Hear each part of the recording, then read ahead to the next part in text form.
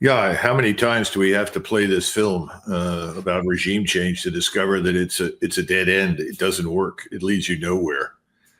This really goes back to the Bolsheviks. Once they took power in Moscow, they had this notion of perpetual revolution. They were going to march all the way across Europe and install new communist parties in power everywhere. Didn't work out, and it brought on the Second World War. Frankly, I think we have to step back and ask ourselves, what are our real problems and what are the threats against us that we should be concerned about? I can't find existential threats beyond our borders. I'm sorry, I just don't see them. I see no evidence for mendacity and determination to attack and destroy us or Europe on the part of Moscow. Absolutely not. Yeah. Completely disinterested in that over there. The Chinese, how do you persuade people that Xi is not the evil Fu Manchu, that he actually wakes up every morning and hopes that he can hold 1.4 billion people together for another 24 hours? That's his top priority. And he spends most of his time fighting internal corruption, which is overwhelming. By the way, that's an ageless problem in China. You know, when the Japanese invaded the place, they bought off half the Chinese and marched ashore. People don't realize that. All the bankers in Shanghai cut a deal with the Imperial Japanese Army.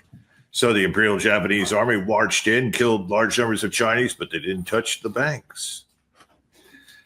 We don't understand the reality. So I think we have to face the fact that most of the problems that we have are generated here at home by us. We create them. And the budget's a perfect example of it. You know, we've reached a point where nobody on the Hill wants to cut a dime out of anything for fear they won't get reelected. That's not a good sign. It means that people pay attention to one thing and only one thing: the check in the mail, the freebie they get, the food stamp or something else. We've lost sight of everything else. And then you have the small group of people in Washington that enjoy these regime change wars. And effectively, the war with Iran is another regime change war waged by Israel and us. The possibility of war with Venezuela, which looks very, very real right now, unfortunately, is another regime change war. And if you go back and listen to Joe Biden and the people that surrounded him and the neocons that were advocates since, I would say easily since 2014, when we installed this puppet regime in Kiev to wage war on Russia, they've all been about regime change, at least on the surface. Obviously, they wanted to get into Russia, divide it up, strip it of its resources. The bankers were anxious to see that work so they could all get rich. We have a similar situation potentially in Venezuela. You know, Venezuela has great oil and gas, emerald mines, gold mines. Gosh, of course, it's a big problem. You see, it's almost the size of Germany and France together. It has 1,700 miles of coastline. It has 1,380 miles of border with Colombia and roughly 1,380 miles of border with Brazil. Oh, that should be easy. You know? Yeah, let's go change the regime. What are you going to do it with? 2,000 Marines? Some special ops? And of course, the old problem with all of these things, it's the problem in the Middle East, it's the problem with Russia. What do you do when it doesn't work? Well, historically, what have we done? Escalate. Until we can't, because the American people finally wake up and say that we've had enough. Get out. And that's what happened in Vietnam. Nobody talks about Vietnam anymore. Yeah. You don't talk about defeats, do you? Or do we talk much about Iraq? Well, I don't think so. They threw us out in 2011. And the few that stayed on, they want to get rid of them. And I think most of us have pulled out as a result. Where's the big success story in Afghanistan? How many times do you have to have strategic failure before someone inside the United States notices? And that's the biggest problem, that the American people have been insulated from all these disasters. As long as, you know, they can go out and get a case of beer, you know, drive home, watch the game Monday night.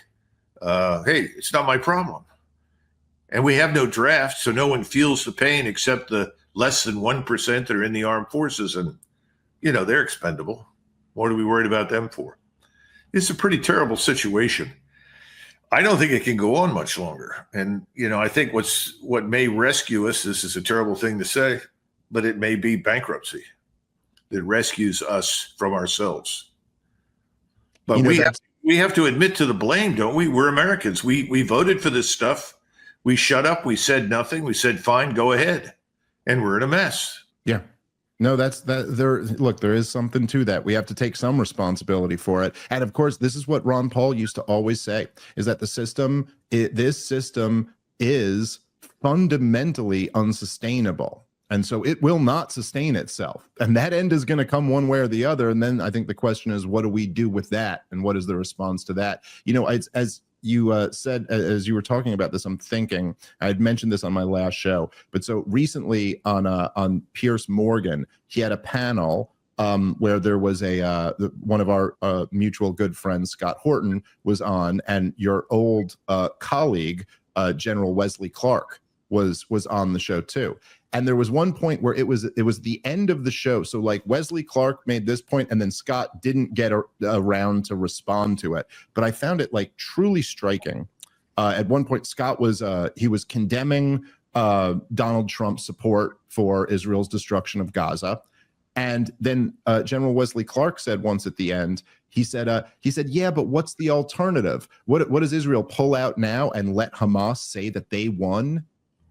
And I was really taken back by that I went, so you, like at this point that Mr. former 4-star general, you still have not learned the lesson of, like, yes, that is, I mean, okay, technically that is true. And I guess that is one of the bad parts of fighting an occupation war where there's an insurgency and eventually you can't beat the insurgency. Yeah, all they have to do is not lose, and then they get to say that they won. But that applies to Afghanistan. That applied to Vietnam. That applies to, yes, if like, so, but essentially the thing that's so frustrating about it is that obviously, if you just think about this, what the situation, the corner that you're painting yourself into now is saying, what, you can't leave until what? There's not one young man with a rifle who wishes to avenge his cousin or father or son or like until none of that. So until under current conditions, Gaza becomes Denmark,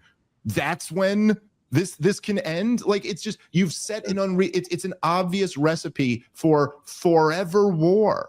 And it's shocking to me that somebody who, you know, like, look, I don't agree with Wesley Clark on a lot of things. He's a Democrat, and I don't agree with his politics. But you would think that here's a guy who was like the leader of the NATO forces, a 4-star general, a guy who's got to have, you know, like a head on his shoulders. And it was just stunning to me to hear that you're still working within this paradigm that means we bleed ourselves into bankruptcy and your boys get slaughtered, like the ones you're supposed to be responsible for. It's just, I guess the question is more like, how are more people in the military not able to see the things that you're able to see, I guess is the question. I think a lot of the trouble starts at West Point because you go to a mixer. In the old days, we were all male, and they would bus in these girls from all over the place. And somebody would walk in and say, well, you know, I'm not really very impressed and everything else. Somebody said, here's a beer, put your beer goggles on. And after enough beers, suddenly everything looks really good. I think Wes Clark, by the way, I know him and I like him personally very much. He's a very intelligent man. He and I always got along well, though we did not agree on a lot of things. But to his credit, he tolerated me when I disagreed with him. I think because he knew I would always be honest with him and I would be loyal to him, and I have been and I will be. But he was wounded, almost died in Vietnam. They had to fly him on an emergency basis all the way to Japan. And they thought they were going to lose him on the table. His wife flew into Japan, and it was almost nothing short of a miracle that he survived. And so you would think, in retrospect, as you reflect on that you would question exactly what you brought up. But it's deeply ingrained in him, this idea, well, you have to win. We haven't won anything for a very, very long time. And we forget how terrible the Second World War was. I listen to people like, well, we won the Second World War. Well, actually, 50 plus million people died in it. We happened to be on the winning side. But we were all really, really happy we came in late, and we were really, really happy when we only fought for about 3 years and it was over. And we don't want to go back there and experience it again. But that's not what you hear. I'm so glad the president was tough and told those Russians to get with the program. What? Have you lost your mind? This is a sovereign state. It has its own national security interests. They're legitimate security interests. What's wrong with treating them as legitimate security interests? They don't have any interest to compare to ours. Well, what are our interests in Ukraine? Explain this to me, please. I haven't figured it out. And oh, by the way, what driving strategic interest compels us to support the Israeli extermination of people in Gaza? I don't get it. Now, you may not like the people in Gaza. That's fine. And the Israelis, it's their country, obviously, if they want to do these things. But what are we doing supporting it? Is that consistent with our values? I hear all this crap all the time about, well, our values dictate. Okay, what are those? Mass murder and expulsion? Where's that on the list? I don't see it. I wouldn't want to do that inside my own country. So, what are we doing it overseas for? It's all very, very odd stuff. And the biggest problem, though, I think it's not just the Americans who on any given day, Dave, you and I both know, the average American doesn't care what happens overseas. As long as he has a case of beer, he can watch the game, he's happy. As long as he has a car he can drive and can afford the gas, he's happy. As long as he has, wife and kids to play with, he's happy. I mean, this is kind of where we are. We're not an overly demanding people, and we are rather simplistic. We're not complex people in that sense. But the problem with this very inward focus is that we allow things to happen in our name beyond our borders that are catastrophic. Dave Petraeus, I talked to him back in 2005 when he was at Leavenworth. That's the last time he and I spoke. He was a couple of years ahead of me at the military academy, and I had come to the staff college to speak. And we talked. He talked about Iraq. What do you think, and everything else? And I said, well, these raids, checkpoints, and patrols. I said, this is just a steady grind. It's not going to take us anywhere.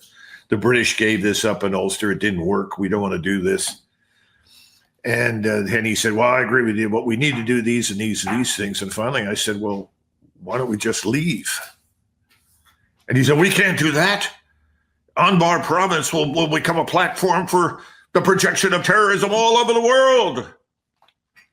I said, well, in Vietnam, we just left. We just pulled out. And it made no difference to us at all. But 58,000 men died. Another 100,000+ were wounded. And 2-3 million Vietnamese were butchered as a result. So this is insane.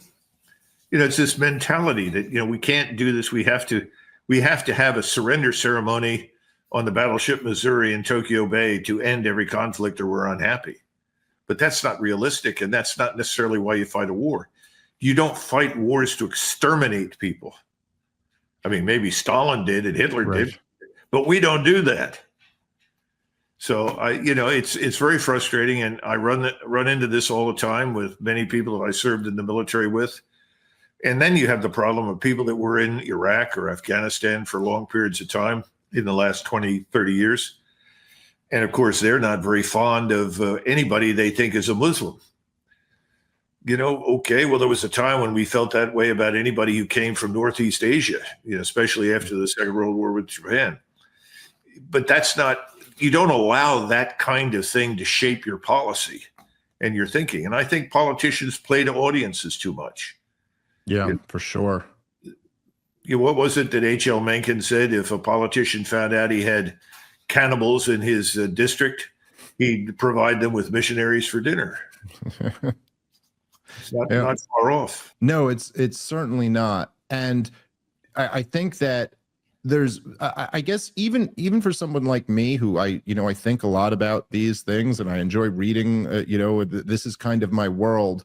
I have been really shocked by the recklessness and irresponsibility of the leadership within the military and the political class. Like even for a group of people, I understand there's going to be some corruption, there's going to be mistakes made and things like that. I mean, but look, even in the George W. Bush administration, John Mearsheimer covers this in his book. It's a very interesting little detail in American history. But immediately after 9/11, it was Colin Powell, probably the wisest member of the Bush administration, although he still fell in line and sold the war that he knew was based off lies. But that's between him and his maker at this point. So Colin Powell went to George W. Bush and was like, you got to push for a two-state solution.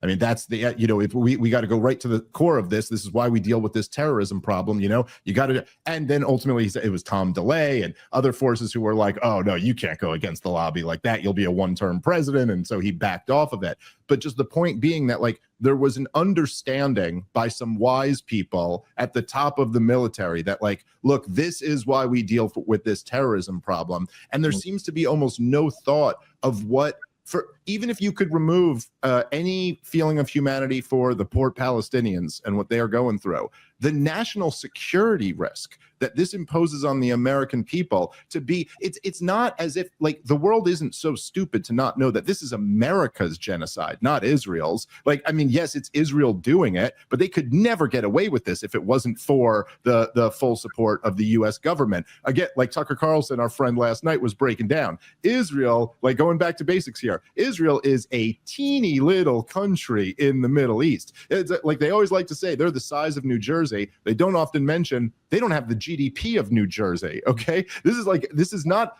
they are in no position to get away with any of what they're doing, including maintaining the occupation. They're in no position. Netanyahu goes around and talks a big game about what Israel can do. This is your baby brother talking about how he can win every bar fight, knowing that you're behind him, ready to crack skulls if anyone messes with him. Like, and so, but the fact that there seems to be either there's no feeling for this, or everybody is so controlled one way or another that they just can't act on it. But if just maintaining the occupation was this big security risk because it engendered all this hatred in the Muslim world against us, well, what is this? What have we seen over the last 2 years? And like the blowback doesn't always come within 18 months or something like that. Like we are opening ourselves up for a whole nother generation of young Muslim men to be radicalized toward hating us, even worse than we've already been dealing with. And there seems to be almost no thought of like, oh, that ought to be the concern of the American government, the national security of our country. Well, unlike New Jersey, Israel also does not have any good pizza, movies. These guys having grown up in Philadelphia, I mean, that's very disappointing. Having been to Israel several times, that's something they lack.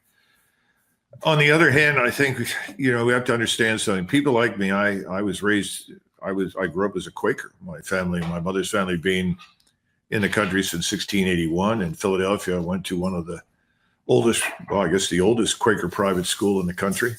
We were all male. Once again, this is before, mixed everything. And Israel was treated as this triumph of the Second World War, that in view of what had happened, and remember, the Jews collectively at one point or another have been thrown out of almost every country in Europe and the Middle East over 2,000 years. Now, we don't want to go down that road and ask that, why is that? But that was taught to us. We heard that, and they were murdered and butchered during the Second World War. We now have a state for them. So for most of us, everything began in 1947, 48, without any understanding of what had happened in the previous 80 to 100 years and how this sort of Israeli state crept into the mix thanks to the Rothschild banking cartel and people like Benjamin Disraeli, the Prime Minister of Great Britain, has always been one of my heroes. So we saw Israel as this very virtuous place that had lots of smart people that could do interesting things and were a blessing to humanity. And, I've been to Israel several times, and all of my dealings were always with the IDF, people who were either in the military or had been, and I liked them enormously, got along with them. There was always this undercurrent, especially in Gaza. I visited Gaza, the Israeli headquarters down there, in 2020 in February. And I saw everything that they did, and the Israelis had that place locked down so tight you can't even begin to imagine. I mean, the quality of their intelligence that they did. I mean, if somebody on the other side shot at someone, an Israeli soldier in a tower or something on the outskirts of Gaza, they would know within, I would say, 90 seconds who it was. They had everybody's picture, everybody's cell phone number. They knew where everybody lived. They had all the tunnels mapped. I mean, this is a brilliant operation. And I remember asking a couple of officers that were there that were escorting me. I said, well, what are you going to do about this long term? I mean, there's nothing can be done with these people? I mean, surely they have this nice, as Trump said, nice property sits on the Mediterranean. Is there something? Oh, no, it's hopeless. Have you tried to? Oh, no, yeah, it's hopeless. Can't do anything. So I didn't say anything more. But when the attack happened on 7 October, one of the things I began thinking about immediately is, how did this happen? And within 2 weeks, it became pretty damn obvious to me that this was not an accident. This was deliberate. They let it happen. Now, when I say they, who are we talking about? We're talking about the leadership of the military, the state, the intelligence. And now we have women. The Israelis are very smart the way they employ their draftees. They take 6 or 7 very brilliant young women and say, your whole focus in life, 24 hours a day, 7 days a week for the next 2 years, whatever, is Gaza. And everything that happens there and all the intelligence, they monitor everything. They picked up that this was happening, and they've said so publicly, and they reported it.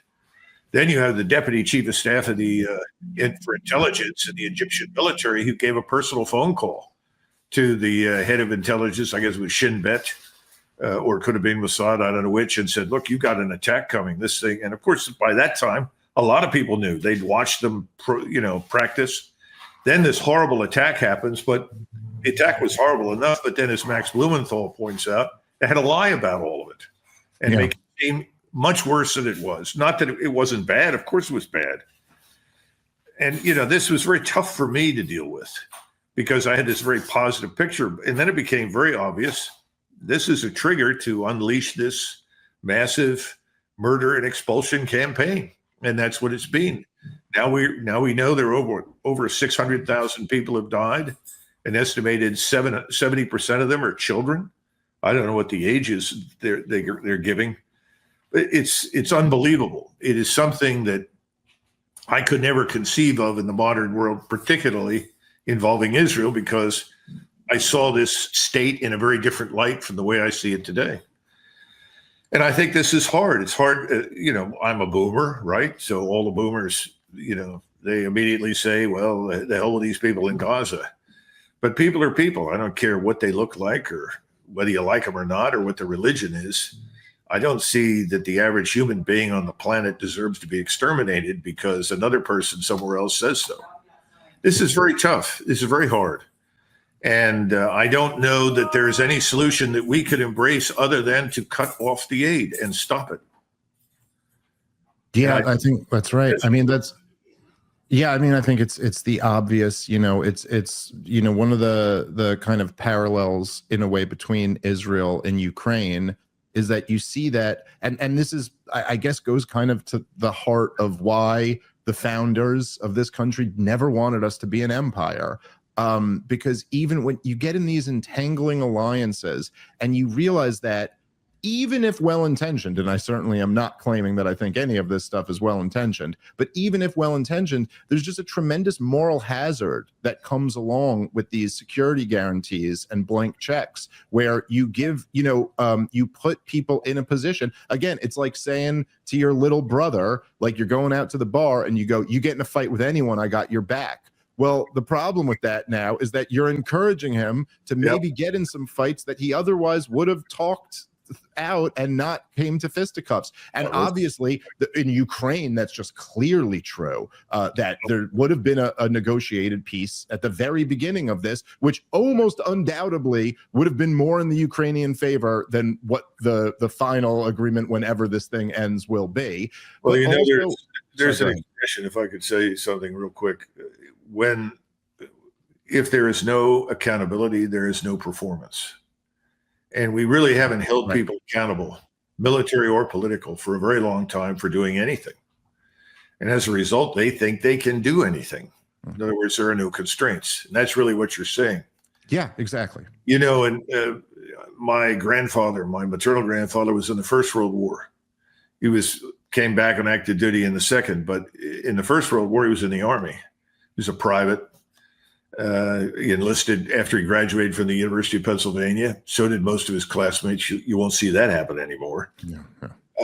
And in fact, he used to say to me, he always wanted me to go to Annapolis, which I absolutely did not want to go to because I don't like going to sea. It really bothers me. I don't like to be out of sight of land. I'm happy flying. And I figure if it fails, well, it'll be quick and done with it. I don't want to feed the sharks or something else, you know, from a ship. So I didn't ever want to do that. So he would say to me, though, he said, you know, Doug, I was in the Army, and in the Second World War, I was in the Navy. And I was a private, and then I was a master sergeant in just a few months, and then I became an officer. And he said, but you know, in the Army, in a war, you don't get much to eat. Whatever you get to eat is cold. You freeze. You live in the mud. It's nasty, and people shoot at you all the time. He said, so if you're in the Navy, you know, you're aboard ship, and most of the time you have nice, clean, dry clothes, and everything's warm, and the food's excellent, and you always have coffee, and you're not really under fire very much. So I really think you should go to Annapolis. And I said, I went into the Army. He wasn't entirely wrong. I found that out the hard way. But having said all of that, my family on both sides, everybody was violently opposed. I mean, almost to the point of violence against war in 1917. And, you know, the first point was, what has Germany or Austria-Hungary done to us? Nothing. You know, what's the basis for this? Who made them the enemy? Why are we committing the national treasury and 2 or 3 million soldiers to this war? And of course, you know, the casualties we took were terrible. People don't realize that. In 110 days of fighting, we had 318,000 casualties. People don't realize that. That's far more intense than, frankly, most of what happened in the Second War. Second War was episodic. And we had 110,000 killed. And if you do the math, that comes down to about 1,000 dead for every day of fighting. Now, I don't think most people in this country would tolerate that sort of thing. But yet we have a lot of people right now talking about war potentially with the Russians, war potentially with Iran, which could inevitably, or I would argue will inevitably bring in Russia, China, and other states in the Middle East now. And on top of this, we're talking about Venezuela, a place about which most of us know absolutely nothing. And I don't see any serious existential military threat emanating from Venezuela. We are out of touch with reality. We don't know what this word war means anymore. And that's the greatest danger because, you know, in Europe in 1914, that was the problem. In Germany, France, Britain, Russia, everywhere. They hadn't had a major war for 50 years or almost 50. And people thought, oh, this will just be, a few months, it'll be over and, you know, we'll trade some territory and we'll be back to normal. Well, that's not what happened. And if we get involved in this war as we are now in the Middle East and potentially in Europe, because even though President Trump has said, I really don't want to do this anymore, so I'm just going to give you weapons and you can pay us for them and then you go do whatever you want. We're still there. We still have 100,000 men along the border. You know, if this thing is pressed by the Europeans, you're going to see widespread destruction in Germany, Poland, Great Britain, any number of places. We're not going to be able to stay out of that. So we've lost the sense that our number one priority in foreign and defense policy should be avoid war. Instead, we seem to be in the hunt for it. As you and I were talking before this began, 2 wars aren't enough. Don't worry, we got a third one over here. You know, this is nuts. Yeah. It's crazy, and none of it is affordable. And we're on very fragile financial grounds right now. Yeah, no, absolutely. And then I will say, of course, particularly with the situation with Israel, it's also now creating enormous turmoil within our own country. and that people, we saw mass protests through 2023 and 2024 about the destruction of Gaza. I'm not sure, as school season is just starting up here again now, we might be in for more of those. Of course, you also see, it's one of the things that's interesting, and I'm curious to kind of get your take on this, because this is what a lot of people speculate about.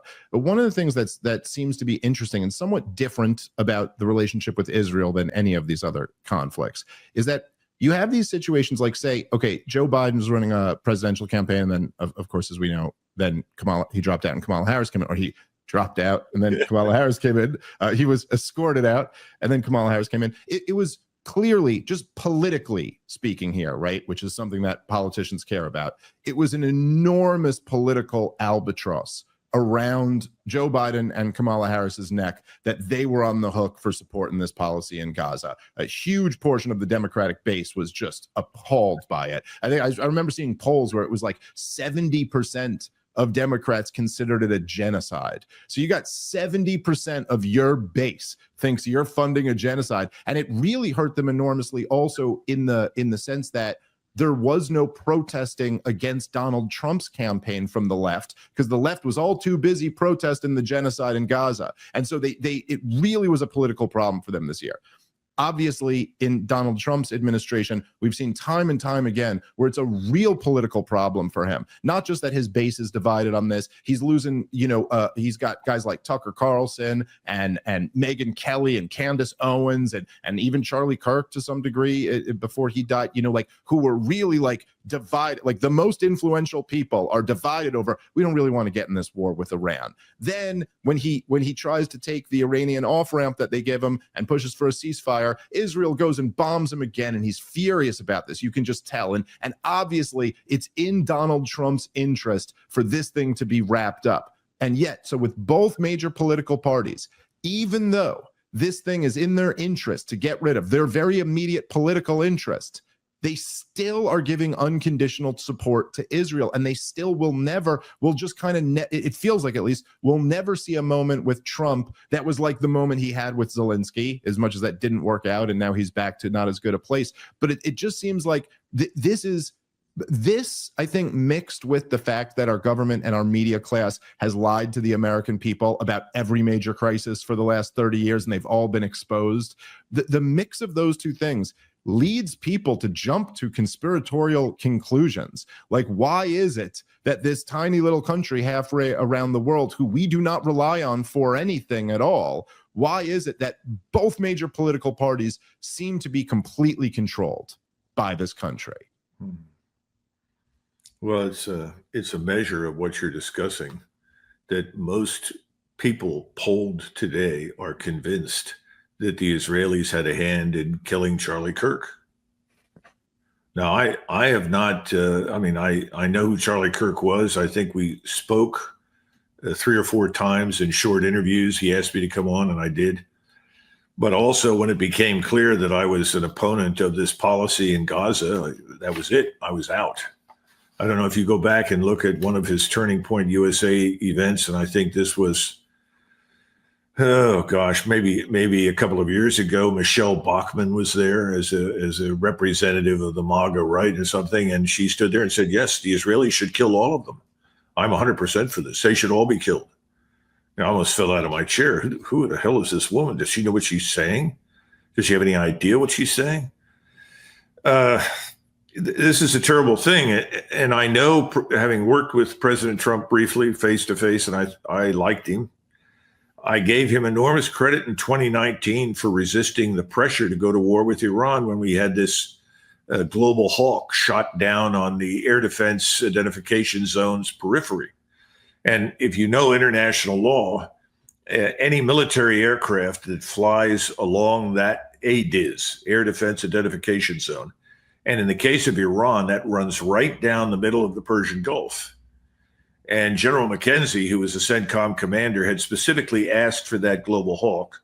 Then he plotted the route for the Global Hawk right down the middle, right along that air defense identification zone.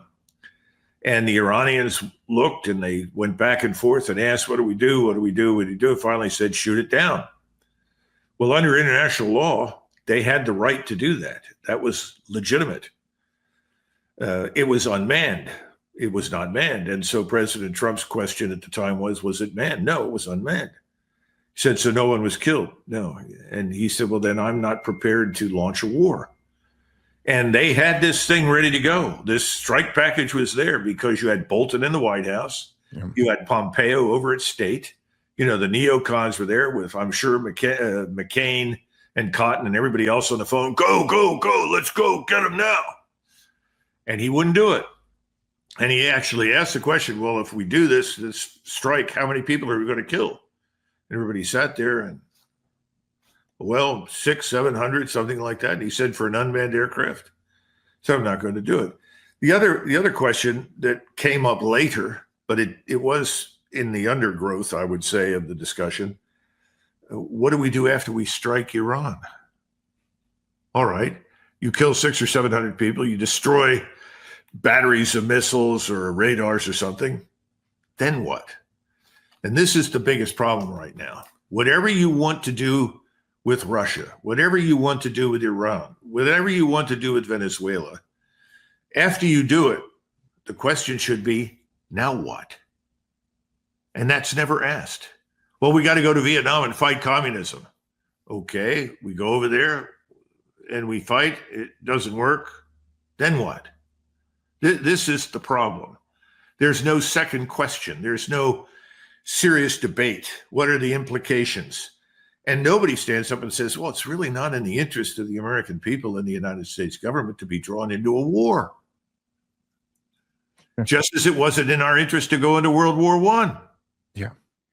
Well, it seems to the extent that the question, then what, even gets mentioned, it almost seems like they just like they just write a fairy tale, and that, it's the, we'll be greeted as liberators and it'll be a cakewalk, so they just assert that everything will be sunshine and rainbows. And in fact, there were around the 12-day war, which we'll see if it's referred to that in history or not. But around this recent war with Iran, there were Israeli officials who were posting pictures with the son of the Shah, kind of implying that, like, that's the then what, that we'll just waltz in with the, because everybody will embrace hereditary monarchy that was imposed by the West to begin with. And I remember just being blown away by how far-fetched the idea that the son of the Shah would come into power and that would calm everything down, and then Iran would turn into a liberal democracy or something. And you just sit there like, after the last 20 years of results, that any adult wouldn't look at that and go, okay, but what if maybe that doesn't work out quite like that? And what if actually there are several different factions who would like to seize power? And what if many of those factions are more radical than the current people in power? And what if it takes a full military occupation to actually ensure that the people you'd like to see in power get in power? Because that seems to be what it always takes. Like, if you could do a regime change like you did in Libya, where you do a drive-by regime change and the country becomes a failed state and is an absolute disaster. But if you actually want to have a say over who you're putting into power next, then you're going to have to be occupying that country. And of course, as you know better than most, that often is only maintained for the extent that the occupation is maintained, as in Afghanistan, where it's literally was a matter of days. Well, stick your hand in a bucket of water, you displace the water. As soon as you remove your hand, the water returns. Right. There are cultural means all over the world in regions. If you want to know what Iraq is going to look like in 20 years, don't look at the United States. Don't look at Great Britain. Don't look at Sweden. Don't look at Japan. Look at the other states that border Iraq. Right. They're going to be a little bit of Iran. They're going to be a little bit of Syria. They may be a little bit of Turkey. In other words, this is reality, and these things are not easily changed. Genghis Khan used to say, occupations turn soldiers into jailers. The Mongols didn't occupy anything. After they took over, they stuck a new bunch in there and said, all right, this is the deal. You can rule. I'm leaving a small contingent of Mongols here to make sure that you don't get out of line, like 400 or 500 people. But you got to pay this tribute to us on a routine basis. Otherwise, you're free to do pretty much what you want. Well, that actually worked. And of course, all you had to do was slaughter a few 100,000 people. Everybody got the idea, clearly. But my point is that he was smart enough not to occupy. Right. Occupations are bad news. And we have this terrible problem with wishful thinking. If China becomes prosperous and successful, has a wonderful economy, they'll all become liberal Democrats. No, they're Chinese. Right. They have a culture and a civilization that's 5,000 years old. What do you expect them to do? They're going to be Chinese, and Chinese are not like us. Sorry, it's not the same group of people, not the same set of values. And by the way, their values are not necessarily wrong. Neither is their civilization or their way of life. We got to get out of this business of sort of declaring ourselves the model for everybody else. We're not. And we really, really need to focus here at home. You know, we have this thing we talk about on the Chinese side, the one belt, one road. And if you go to the Department of Defense, oh, that's a danger. Really? Oh, yes, they're building all this infrastructure across Central Asia and down into the Middle East, and they're linking everybody by roads and rail. And this is a danger. I said, well, why? Everybody's going to trade, and this is going to be successful, they hope. Maybe we ought to plug into it. What do you mean by that? Well, you know, we're a maritime and aerospace power. We're only a land power in the Western Hemisphere. In other words, we don't own anything in the Eastern Hemisphere. I'm sorry.